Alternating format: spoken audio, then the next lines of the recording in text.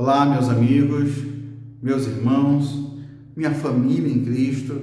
É bom estar aqui com vocês para meditarmos nas Escrituras.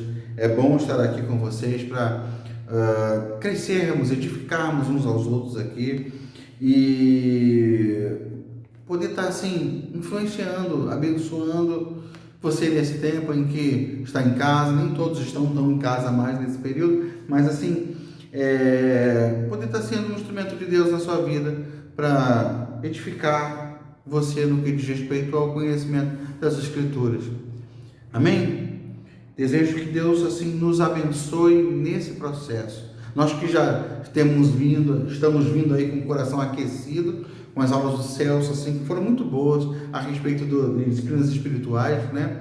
Agora a gente vai entrar num outro tema e já aquecido nesse processo.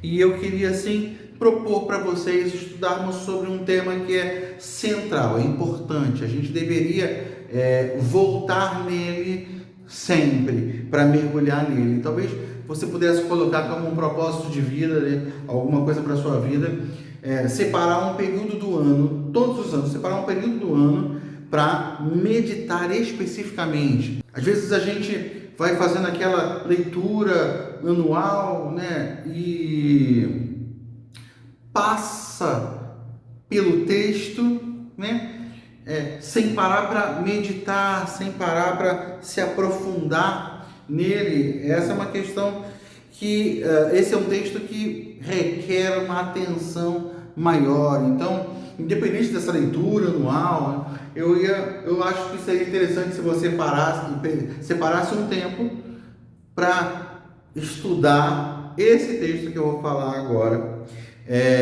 e meditar nele, porque alguns o chamam de a ética do reino, outros o chamam de a constituição do reino. Eu não sou muito fã dessa expressão, mas enfim, a gente vai falar nesse tempo sobre o Sermão do Monte.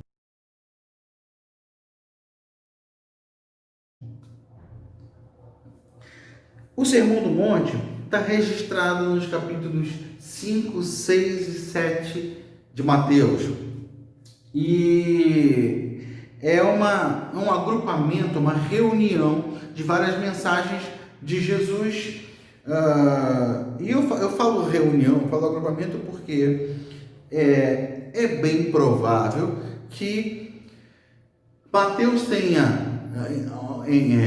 É bem provável que, em vez de ser um único sermão em que Jesus pregou todas essas coisas, todos esses assuntos aqui, tenha sido ao longo do ministério de Jesus, palavras que Mateus pegou ao longo dos ministérios de Jesus, ao longo do ministério dele, e agrupou, reuniu com um propósito.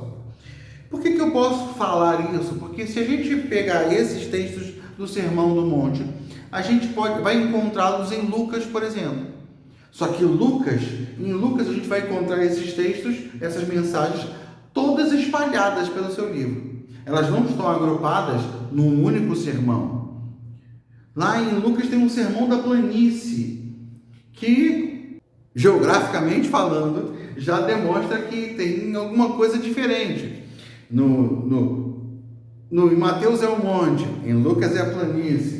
Mas nesse sermão da planície não está registrado tudo que Mateus registra aqui, porque essas mensagens estão espalhadas em Lucas.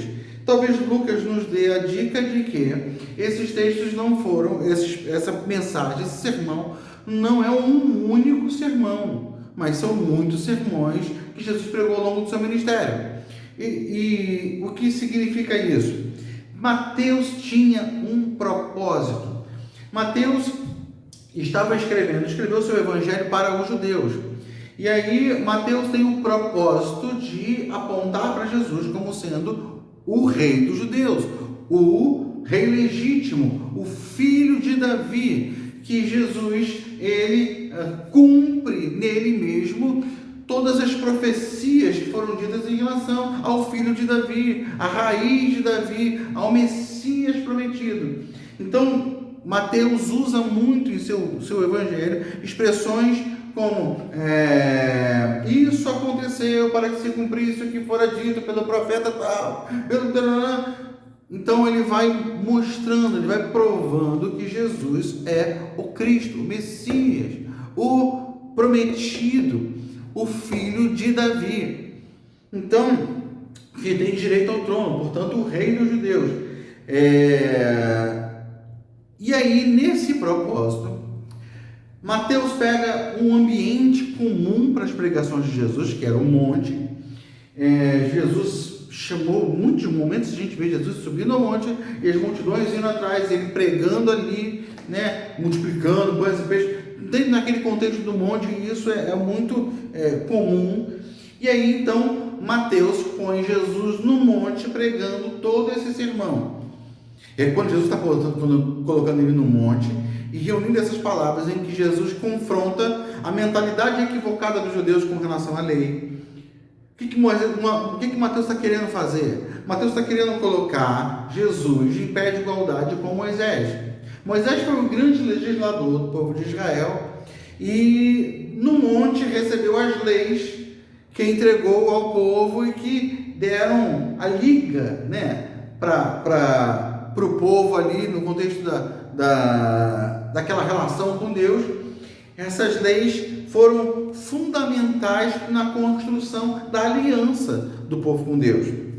Então, Moisés traz essas leis e agora Jesus, o novo Moisés, e o próprio Moisés tinha dito que ia se levantar um profeta semelhante a ele. Jesus, o novo Moisés, está legislando, vamos dizer assim. Ele está... Não vamos dizer assim, que ele não estava legislando. Mas assim, Jesus estava ali trabalhando princípios fundamentais e importantes da lei. E para passar aquela impressão, aquela ideia de que Jesus é o nosso novo legislador. Jesus é o camarada que está trazendo uma nova lei. Tudo isso entre aspas. Por quê? Porque Jesus não estava trazendo uma nova lei. Jesus estava nos ajudando. Eu falo nos ajudando porque ele estava falando para aqueles ouvintes lá, mas essa mensagem alcança nós nesses dias. Ele estava nos ajudando a ver a lei, a olhar para a lei, né? A perceber a lei, a entender a lei sob o ponto de vista de Deus. Na verdade, ele está dizendo, olha, vocês ouviram tais coisas, eu vou dizer que a coisa é mais profunda.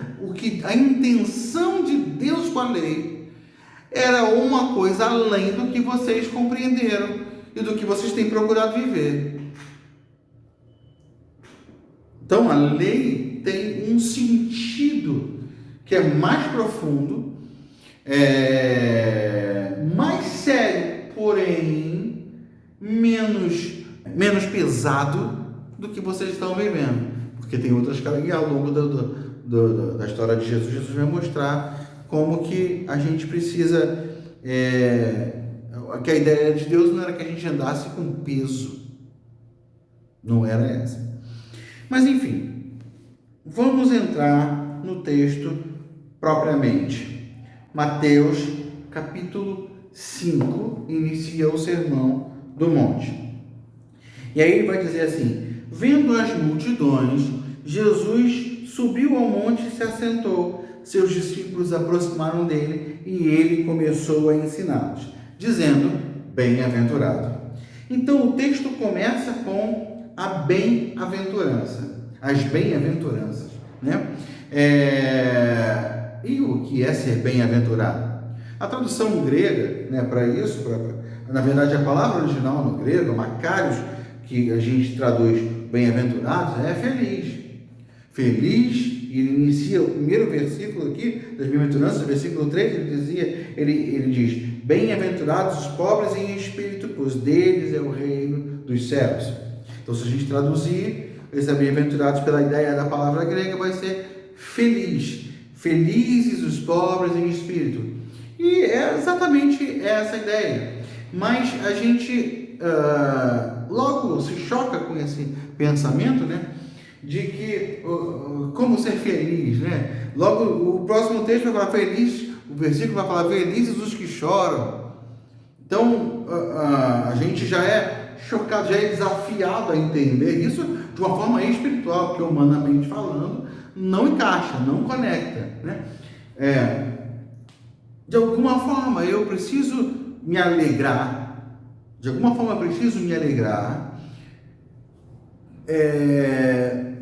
em circunstâncias difíceis, complicadas, porque eu me movo por uma perspectiva diferente de uma visão meramente terrena. Esse se mover por uma perspectiva, isso é fundamental. É importante a gente entender isso. Por exemplo, Jesus era judeu e acostumado ao hebraico, principalmente no contexto das Escrituras. Ainda que ele estivesse usando aqui a Bíblia grega, a tradução grega da Septuaginta, Jesus era acostumado, como judeus, eles tinham aquela mentalidade no que diz respeito às leis, aquela mentalidade que era extraída da ideia das palavras do hebraico, não é verdade?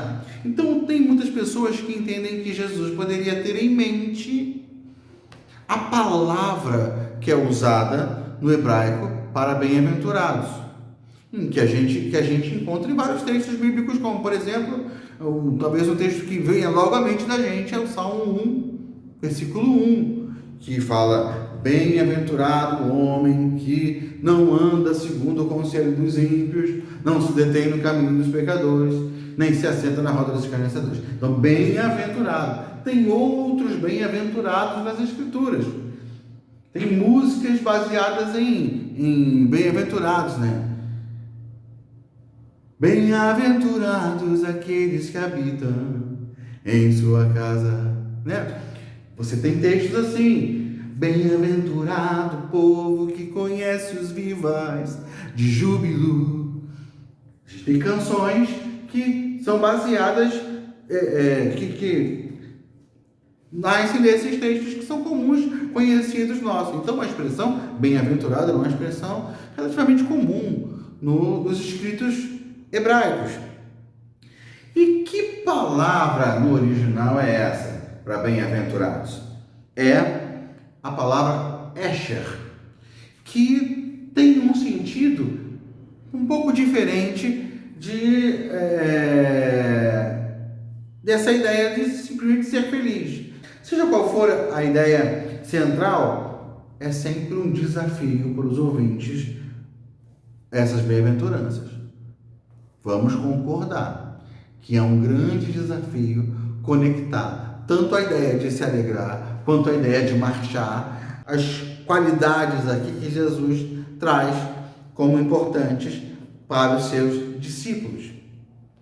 Qual é então a primeira bem-aventurança?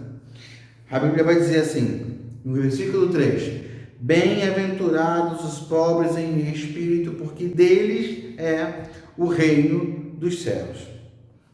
A palavra pobres aqui é pitorros, que fala de pobreza mesmo, de recursos limitados, de poucos recursos. Mas eu não consigo conectar a ideia de Jesus falar que bem-aventurados é aquele que é pobre, aquele que é miserável, porque ele vai herdar o reino dos céus. O reino tem suas portas, né, de entrada, de acesso. E não é porque o camarada é pobrezinho, que tem limitações, que isso dá direito a ele ao reino dos céus. E hoje a gente não vai entrar nesse mérito de soteriologia, né, de falar de questão de salvação, de meios de salvação, de como a pessoa se salva, né? A gente só sabe que o homem é justificado pela fé. O salvo, né, foi justificado pela fé, não por suas obras. Então, não é pela condição, a condição da pessoa de ser pobre, no sentido de não ter praticamente nenhum recurso, essa condição já garante para ela a entrada no reino dos céus. Não é isso que Jesus está falando, com certeza, porque isso vai se chocar com outros ensinamentos das Escrituras. Então, que pobres são esses? A expressão aqui é pobres em espírito. Pobres no espírito. No seu interior, elas são pobres. Pobres em espírito pode querer dizer alguma coisa um pouco diferente da ideia do camarada que tem poucos recursos, mas ainda que envolva recursos, porque o aspecto aqui é espiritual.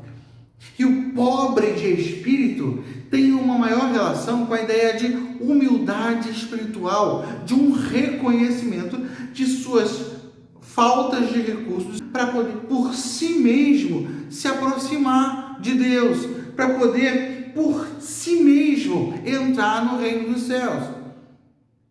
Essas pessoas que reconhecem a sua inabilidade de se desenvolver espiritualmente e de alcançar esse lugar de satisfação espiritual em Deus. Esse pobre no espírito, humilde no espírito, é alguém que reconhece a sua própria miséria, a sua condição diante de Deus e que sabe que sem a ajuda de Deus, sem o auxílio de Deus, não conseguem estar dentro do propósito e do plano do próprio Deus. A gente percebe isso, por exemplo, quando a gente lê um texto como o de Lucas, capítulo 18, versículos de 9 a 14, que fala sobre o fariseu e o publicano. Jesus diz assim nesse texto: há alguns que confiavam em sua própria justiça e desprezavam os outros. Jesus contou esta parábola. 2 homens subiram ao templo para orar. Um era fariseu e o outro publicano. O fariseu, em pé, orava no íntimo: Deus, eu te agradeço porque não sou como os outros homens, ladrões, corruptos, adúlteros, nem mesmo como este publicano. Jejuo 2 vezes por semana e dou o dízimo de tudo quanto ganho. Mas o publicano ficou à distância. Ele nem ousava olhar para o céu, mas batendo no peito dizia: Deus, tem misericórdia de mim, que sou pecador. Eu lhes digo que este homem, e não outro, foi para casa justificado diante de Deus, pois quem se exalta será humilhado, e quem se humilha será exaltado. Então você tem um fariseu que ele olha para si e se vê com êxito, se vê um vencedor nesse processo de cumprir a lei. Ele faz os seus jejuns e faz os seus processos, seus procedimentos lá ritualísticos e de fé e religiosos, e acha que ganhou algum lugar, ele acha que conquistou por si mesmo algum lugar, ele acha que adquiriu algum direito em Deus, porque ele se posicionou, segundo ele mesmo, de forma correta e fiel em relação à lei. Ele tem um orgulho em seu coração, ele tem um orgulho no seu espírito, ele tem um orgulho no seu íntimo por ter adquirido alguma posição diante de Deus, porque ao final ele cumpriu, ele obedeceu, ele fez o que deveria ter sido feito, então ele está aprovado. O fariseu se autoaprova, mas o publicano chega diante de Deus reconhecendo a sua miséria, reconhecendo a sua incapacidade com relação a Deus, reconhecendo que ele por si mesmo está perdido, por si mesmo está sem chances de conexão com Deus. E aí, Jesus, no relato de Lucas aqui, vai dizer: este foi para casa justificado. Deus aceitou a postura do pecador de se reconhecer miserável. Então Jesus está falando no reino de Deus, sob essa ótica, no reino de Deus, Quem avança precisa ser revestido desse entendimento a respeito de suas próprias limitações. Não pode perder de vista a dependência de Deus quanto às coisas espirituais. Paulo vai falar aos Romanos, no capítulo 7, versículo 18, ele vai dizer assim: sei que nada de bom habita em mim, isto é, em minha carne, porque tenho o desejo de fazer o que é bom, mas não consigo realizá-lo. Nada de bom habita em mim, eu tenho o desejo de fazer o que é bom, mas não realizá-lo. No versículo 24 fala: miserável homem que sou, quem me libertará do corpo sujeito a esta morte? Graças a Deus por Jesus Cristo nosso Senhor, de modo que com a mente eu próprio sou escravo da lei de Deus, mas com a carne da lei do pecado. Em outro momento a gente terá a oportunidade de trabalhar esse texto, que muitas pessoas têm uma ideia equivocada a respeito dele, como se Paulo estava falando, se estivesse falando: olha, na verdade mesmo eu não faço o que eu quero. Na verdade mesmo eu não faço o que eu devo fazer. Eu sou vencido pelas minhas próprias forças. O bem que eu quero fazer, eu não faço. O mal que eu não quero fazer, esse eu faço. Paulo fala isso, mas tem todo um contexto, e esse texto está caminhando para o seu ápice no capítulo 8. Sem o capítulo 8, a gente não entende as declarações de Paulo aqui. Mas isso fica para um outro momento. A questão é que Paulo está dizendo: miserável homem que sou. Eu estou encerrado numa realidade, como homem. Mas ele termina esse texto: mas graças a Deus por Jesus Cristo. E de alguma forma ele fala aqui, Jesus Cristo o ajuda a cumprir a lei de Deus. Marchem, avancem, vocês que são humildes no seu espírito, humildes no seu interior. No reino de Deus, quem avança para penetrar em lugares mais excelentes, em uma experiência com Deus, quem avança para se conectar mais profundamente com Deus, quem mergulha nessa intimidade de Deus, espiritualmente, no reino espiritual, no reino celestial, no reino de Deus, quem avança, quem penetra com mais profundidade, são aqueles que reconhecem a sua miséria, que reconhecem a sua incapacidade de se autorresolver, que dependem de Deus, que dependem da graça e da misericórdia de Deus. Então, Mateus está colocando esse texto aqui, mas Jesus está confrontando a ideia religiosa exatamente dos fariseus, de tentar se resolver por suas próprias obras, de tentar se garantir ou ter em si um orgulho, porque conquistou alguma posição em Deus a partir do que fez ou de como se posicionou.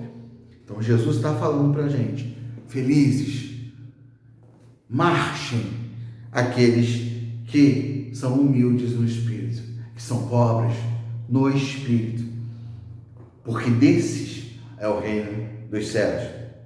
E aí ele segue dizendo: bem-aventurados os que choram, pois serão consolados. E aí mais um desafio: felizes os que choram. Jesus, você está meio equivocado nessa história. Que mensagem é essa? Felizes os que choram. E essa palavra do choro aqui tem gente que traduz como luto, né? Essa palavra do choro é alguma coisa que envolve grande angústia, grande tribulação. E como podem ser felizes os que choram? Pior, como podem marchar aqueles que choram? O choro em si mesmo causa paralisia, trava a gente, né? A gente tem sempre um canto para chorar, né? O choro está relacionado a, não sei, travesseiro, né? Deitar na cama, agarrar o travesseiro e ficar lá os prantos. Ninguém pensa em que alguém está chorando, está marchando, avançando. Alguém que está chorando pode, enfim, se alegrar, até porque esse choro não é um choro de alegria, né? Não se trata de mero choro, mais uma vez. Se Jesus está destacando aqui aqueles que choram, bem-aventurados aqueles que choram, é porque havia gente que não estava chorando. Se Jesus está destacando aqueles que choram, ele está reconhecendo, talvez, que seja um tempo, ele está reconhecendo que seja um tempo de chorar. Os que choram estão se movendo de uma maneira mais apropriada. Não é tempo de rir, não é tempo de festejar. Eclesiastes vai falar que é tempo de rir, é tempo de chorar. Então não há tempo, esse não é um tempo de festejar, não tem motivo para festa. Porque ele está falando, felizes são os que estão chorando hoje. Felizes os que têm lágrimas em seus olhos. Aqueles que têm lágrimas em seus olhos hoje, aqueles que estão chorando hoje, são aqueles que estão marchando. São aqueles que estão conectados à realidade do céu, que estão se tornando aptos para receber o reino de Deus. Para esses haverá consolo. Para esses haverá consolo. Você tem um tempo ali em Israel de muita miséria, de muita pobreza. O período do domínio romano não foi um período simples, fácil.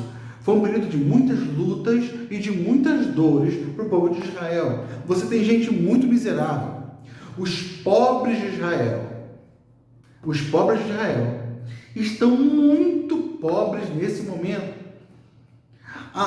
Nesse momento, muita gente, muito cidadão da nação, do povo de Israel, estava se tornando escravo, porque eles não tinham com que pagar os seus impostos, pagar as suas dívidas. Aí eles estavam vendendo as suas propriedades, seus terrenos e suas casas.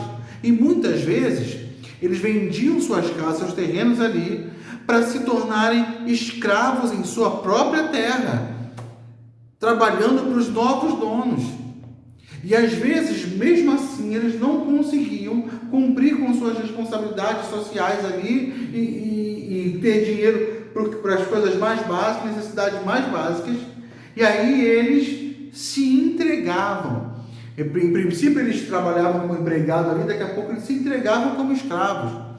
E aí você tinha famílias inteiras se entregando como escravos, em que você tinha o marido trabalhando, a esposa trabalhando e os filhos trabalhando para um senhor, para uma situação. Você tem isso de forma muito comum, muito comum. Você vê que várias cartas de Paulo, ele vai falar assim, escravos sejam bons escravos, senhores sejam bons senhores, porque a realidade de pessoas que tinham escravos era alguma coisa muito séria, muito normal. Porque o povo estava em grande miséria, o povo estava em grande aperto. E aí, Jesus não está falando simplesmente, vocês que estão sofridos, vocês que estão chorando, vocês que estão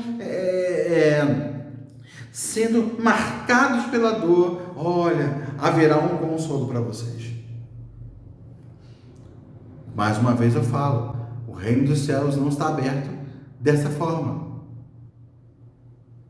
O reino dos céus não está aberto dessa forma. O reino dos céus, o processo é outro. Então não é só porque o camarada sofre, o camarada está chorando, triste e angustiado, que ele achou direito em relação ao reino de Deus. Então esses que choram, está falando de um outro choro, está falando de uma outra angústia, está falando de alguma coisa mais séria. Vocês lembram de Neemias? Neemias estava lá no palácio do rei, tranquilo, numa condição confortável. Ele inclusive tinha um bom relacionamento com o rei. Isso lhe garantia algumas vantagens, não é verdade? Então, Neemias estava lá, naquele contexto lá, relativamente muito bem. No entanto, ele soube que o seu povo estava em grande miséria, numa situação terrível lá em Jerusalém. E aí ele se comoveu. E aí ele não conseguiu ficar em paz. Ele não conseguiu permanecer alegre, feliz, vivendo a sua vida igual a todo mundo. Ele não era daqueles que entendiam assim, isso aí é assim mesmo, eles estão pagando pelo que fizeram. Não, Neemias não age assim. Neemias chora, ora, jejua, se disponibiliza diante de Deus para ir e fazer o que precisa ser feito. Ele abre mão da sua condição favorável, porque não é tempo de se valer de condições favoráveis. É tempo de choro, é tempo de compartilhar da dor do seu povo ali. É tempo de fazer alguma coisa. É um choro de inconformidade. Jesus está dizendo assim: bem-aventurados os que têm lágrimas nos olhos hoje. As lágrimas que fluem são consequência, sim, do que está sendo, do que estão sofrendo, do que está machucando, da opressão. A opressão está gerando lágrimas, mas a opressão revela alguma coisa muito maior. Deus foi abandonado, Deus foi desprezado, sabe? O amor a Deus tem sido colocado em segundo plano. Bem-aventurados os que têm lágrimas para chorar. O profeta Joel, ele vai dizer, olha, tem uma calamidade se aproximando. Os gafanhotos estão vindo, tem uma calamidade se aproximando, um tempo de dor e de angústia se aproxima, e vocês estão no bar bebendo. Bêbado, saia do bar e chore. Sacerdote, chore. Você que abandonou o sacrifício, parou de sacrificar, por quê? Porque está conformado com a sua realidade à volta, está só esperando o dia da bomba explodir. Não, chore, se comova, entenda a realidade espiritual que o cerca. Ele fala inclusive, noivo e noiva, saiam da sua recâmara. O casal que acabou de casar ali na noite de núpcias, não é tempo de festejar. É tempo de clamor e de angústia. Separem um jejum. Então, o texto está falando para a gente, bem-aventurados, os que marcham são os que choram. Os que choram estão marchando. Os que choram são felizes. Felizes porque, apesar de estarem chorando, porque vivem um sofrimento real, eles são felizes porque percebem que o tempo é de chorar, que eles não podem se alegrar, que eles não têm como se alegrar com o que vem, porque as coisas estão fora do lugar. E isso concorda com um outro bem-aventurança para mim mais para frente, sobre ter fome e sede de justiça, de ver as coisas no seu devido lugar. Mais um texto, 2 Coríntios 5, de 1 a 5, sabemos que se for destruída a temporária habitação terrena em que vivemos, temos da parte de Deus um edifício, uma casa eterna nos céus, não construída por mãos humanas. Enquanto isso, gememos, desejando ser revestidos da nossa habitação celestial. Ele vai falar no 4, pois enquanto estamos nessa casa, gememos e nos angustiamos, porque não queremos ser despidos, mas revestidos da nossa habitação celestial, para que aquilo que é mortal seja absorvido pela vida. Foi Deus que nos preparou para esse propósito, dando-nos o Espírito como garantia do que está por vir. Então, Paulo está falando assim, olha, a gente está num tabernáculo, numa estrutura física temporária, mas a gente está gemendo, a gente não está feliz como deveria, como muitos estão. Por quê? Porque a gente não está revestido da nossa habitação celestial. A gente continua limitado a essa estrutura humana e terrena. Deus nos preparou para esse propósito, para estar com Ele. O Espírito é a garantia disso, é o que a gente quer. Mas aí a gente vê tantas pessoas que não estão gemendo. Pelo contrário, tantas pessoas estão satisfeitas. Estão felizes. Como a Bíblia fala assim, como nos dias de Noé, as pessoas casavam, se davam-se em casamento, né? As pessoas estavam vivendo, levando a sua vida. Ninguém tem que deixar de casar, não, tá? Mas as pessoas estavam vivendo as suas vidas, despreocupadas dos aspectos espirituais. Deus despreocupada das questões proféticas. Quais coisas estão se cumprindo hoje? Como eu devo me posicionar como igreja, como povo de Deus, nessa época que as pessoas estavam vivendo suas vidas. Havia gente chorando, sofrendo e derrotada. E havia gente simplesmente levando as suas vidas, caminhando sem se preocupar com a miséria à sua volta, sem se preocupar em clamar, em levantar um clamor, em se colocar diante de Deus em oração, de levantar jejum, de buscar ao Senhor com seriedade, com quebrantamento. Então não estava havendo o choro que deveria haver. Você está vendo o templo funcionando, muitas coisas sendo vendidas no templo e, sabe, todo aquele cenário de que a vida vai continuando. E quem se move para clamar? Quem se move para levar o povo de Deus a um tempo de oração, de jejum, de quebrantamento, de busca? Aí Jesus fala assim: bem-aventurados os que choram, haverá consolo. Haverá consolo para aqueles que choram hoje, que sofrem sim choro consequente do sofrimento, da opressão romana, desses tempos difíceis, sim, mas de quem nesse tempo difícil olha para Deus. Nesse tempo difícil não depende do homem, não depende dos impérios humanos, dos governos humanos, de quem nesse momento se volta para Deus e chora diante dele, entendendo que todas as respostas vêm do Senhor. Ele segue dizendo uma outra bem-aventurança: bem-aventurados os humildes. E eu já falei lá sobre pobres de espírito, fazendo o quê? Humildes em espírito, e agora tem humildes aqui.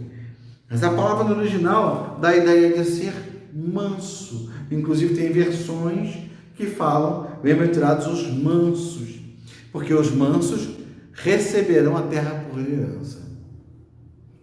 E esse manso tem a ver com ser paciente, tem a ver com ser gentil. E aí Jesus está quebrando alguns conceitos, algumas coisas na mente dos judeus que estão ouvindo essa mensagem. Ele está quebrando algumas coisas. Por que ele está fazendo isso?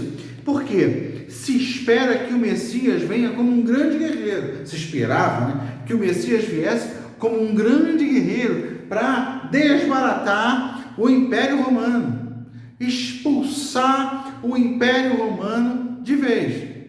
No entanto, Jesus está dizendo: bem-aventurados aqueles que são mansos, felizes são aqueles que conseguem manter a sua mansidão. Aqueles que marcham efetivamente para herdar uma terra, para herdar algo que vem de Deus, são aqueles que são mansos, são aqueles que são humildes, são aqueles que agem com delicadeza, com gentileza. Eu poderia lembrar aqui de Gênesis 26, um episódio que aconteceu na vida de Isaac. Isaac saiu da terra dos filisteus e aí ele vai para um lugar e fica no entorno de poços que o pai dele, Abraão, tinha cavado. Mas aí vem os filisteus e falam assim: não fica aqui não, porque isso aqui é nosso. E Isaac poderia ter falado: peraí, a terra é de vocês, mas quem cavou o poço foi meu pai, e podia entrar em briga e tentar ver quais eram os seus direitos. Não. Isaac falou: vocês querem o poço? É de vocês o poço. Foi para um outro lugar, também numa região em que o pai dele, Abraão, tinha cavado poços e aí tinha um entulhado, aí ele reabre ali os poços e fica ali, e foram lá e reclamaram com ele: não, você não pode ficar aí. E imediatamente Isaac falou: não, tudo bem, então eu vou para um outro lugar. O pessoal ia e brigava e Isaac liberava. Até que Isaac foi para um lugar, cavou um poço ali, ninguém chegou, ninguém brigou. Perfeito. Esse foi o lugar que Deus nos deu. Essa atitude de Isaac mostra que ele tem uma herança que é maior do que aquilo que os seus olhos veem, daquilo que as suas mãos tocam e apalpam. A bênção sobre a vida dele vem de Deus e é irrevogável, é intocável. Ninguém o destitui da posição de abençoado de Deus. Então, se alguém quer brigar por uma questão terrena, toma. Em Deus eu tenho uma herança. Então, Jesus está tirando os olhos daquele povo das questões da terra. Jesus está olhando, dizendo para eles: olha, vocês têm uma herança muito maior. Bem-aventurados, felizes são os que são mansos, porque aqueles que são mansos demonstram uma serenidade, uma tranquilidade, um equilíbrio que é comum àqueles que têm garantias. E garantias em Deus são resultado de fé. Eu creio no Senhor. Se eu creio no Senhor, eu confio nele. Eu tenho confiança de que eu estou seguro nele. Então Jesus está dizendo: bem-aventurados aqueles que são humildes, são mansos. Esses são os que avançam para conquistar a terra. Amém? Quarta bem-aventurança é: bem-aventurados os que têm fome e sede de justiça, pois serão satisfeitos. Mais uma vez, Jesus está falando palavras que podem ser entendidas de outra forma. E o que é justo para muitos ali em Israel? O que é justo é a nossa terra voltar a ser nossa. E os romanos, que são posseiros nela, que nos dominaram por sua força, mas que nos oprimem, isso é injusto. Havia esse senso de injustiça, havia essa ira do povo de Israel contra os cobradores de impostos, por exemplo, porque o cobrador de impostos, né? O judeu que trabalha cobrando impostos para o próprio povo, trabalha para os inimigos do povo. Isso é um absurdo, é injusto. Nós temos que pagar impostos para um outro povo para vivermos em nossa própria terra. E aí Jesus fala assim: bem-aventurados os que têm fome e sede de justiça, pois serão satisfeitos. Olha, Jesus não melhorou essa situação. Jesus não resolveu a situação para o povo de Israel. Jesus não expulsou os romanos.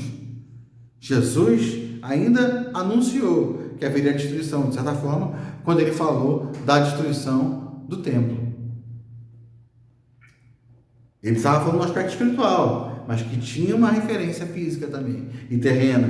Então Jesus está falando sobre essa justiça que não tem a ver com uma justiça terrena. Tem a ver com aquele que invoca a justiça de Deus, que invoca a vontade de Deus. No próprio Sermão do Monte, mais à frente, Jesus vai ensinar a gente a orar. E quando ele ensina a gente a orar, ele vai ensinar que antes de qualquer coisa a gente pede: venha o teu reino, seja feita a tua vontade, assim na terra como nos céus. As bases do reino de Deus são justiça, paz e alegria no Espírito Santo. Então, essa justiça é a justiça de Deus. É quando Deus faz, é quando Deus opera, é quando Deus estabelece a sua vontade. Bem-aventurados, felizes, são aqueles que esperam pela justiça de Deus, que pode até vir na contramão dos seus próprios planos, mas é Deus quem está fazendo, é Deus quem está operando. Então a gente vê Jesus quebrando paradigmas na mente do povo, estabelecendo um novo foco, estabelecendo uma nova direção, estabelecendo um novo olhar, né, sobre a lei, sobre as Escrituras, através do Sermão do Monte. O que isso implica para nós? A gente vai falar, ainda vai continuar falando sobre os outros temas, mas o que isso significa para nós? Isso significa que nós temos sido desafiados por Deus a ter uma perspectiva espiritual renovada a respeito do plano de Deus, do propósito de Deus para nós. Se a gente deixar solto, a gente vai ter a nossa mente engessada pela religião e vai deixar de perceber a realidade espiritual para a qual fomos chamados. O texto está dizendo para a gente: vocês são felizes, avancem vocês, que têm esse entendimento de que dependem de Deus, de que nada são sem Deus, de que se Deus não ajudar, de que se Deus não direcionar, de que se Deus não conduzir, vocês não chegam a lugar nenhum. Sejam bem-aventurados, vocês são aventurados, vocês são felizes, marchem, vocês que se comovem com as realidades que vêm à sua volta, de forma que percebem que Deus não está no centro. Vocês que choram porque são afligidos em sua própria carne, por consequência de pecado. Então vocês choram, porque percebem que alguma coisa precisa ser feita e a vida não pode ser simplesmente levada. Bem-aventurados, felizes, são vocês que são mansos, vocês que estão com a alma em paz, tranquila, porque sabe que Deus tem seus planos, seus propósitos, Deus cumprirá sua palavra. Por isso vocês não andam exasperados, nervosos, vocês não andam, se batendo, brigando, querendo provar que tem direitos. Não. Vocês se submetem à vontade do Senhor, se posicionam diante deles, são mansos, delicados, conseguem continuar gentis. Já viu aquela pessoa nervosa com alguma coisa, e aí você vai falar algo para ela, te dá vamos usar a expressão, te dá um coice, né? Te lança uma palavra feia, você fica sem entender, aí depois você tenta entender que ela estava estressada em função de muitas coisas. Bem-aventurados aqueles que conseguem manter a mansidão, que conseguem manter a gentileza, a doçura, a delicadeza, porque sabem que as coisas não estão perdidas, ainda há uma esperança em Deus. Bem-aventurados aqueles que têm fome e sede de justiça, de que Deus traga o seu tempo, de que Deus traga o seu equilíbrio. Aqueles que têm fome e sede, de que Deus restaure a paz, de que Deus estabeleça a sua vontade. Bem-aventurados esses, que estão olhando para além das coisas que os olhos naturais veem. Bem-aventurados aqueles que estão abertos para o que o céu está fazendo, atentos para o que o céu está fazendo, que respondem ao clamor dos céus, que estão insatisfeitos sim, mas não param na sua própria insatisfação, clamam para que Deus traga as suas respostas. Jesus está inaugurando as mensagens do seu reino com essa perspectiva, mostrando quem é que é feliz no seu reino, quem é que avança, quem é que conquista, quem é que se apossa. Amém? Então assim, a gente semana que vem continua com as últimas bem-aventuranças e o segmento do Sermão do Monte. Amém, meu querido? Que Deus abençoe muito a sua vida, que Deus edifique muito você. E a gente vai conectar ainda muitas coisas a essa ideia inicial das bem-aventuranças e vai conseguir perceber muito o que Deus está falando aqui e fazendo a respeito da nossa mentalidade renovada segundo os padrões do reino. Amém? Que Deus te abençoe, meu querido. Em nome de Jesus.